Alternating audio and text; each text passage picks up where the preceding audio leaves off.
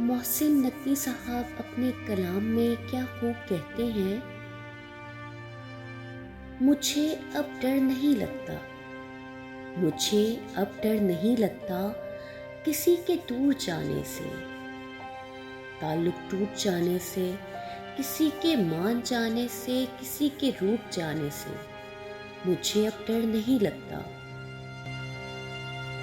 किसी को आजमाने से, किसी के आजमाने से, किसी को आजमाने से, किसी के आजमाने से, किसी को याद रखने से, किसी को भूल जाने से।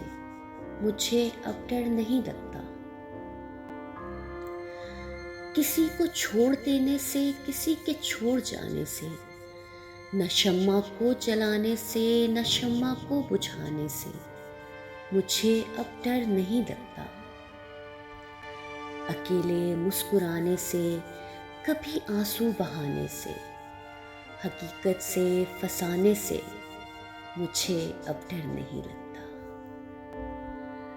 किसी की नारसाई से, किसी की नारसाई से, किसी की पारसाई से, किसी की बेवफाई से, किसी दुख इंतहाई से। मुझे अब डर नहीं लगता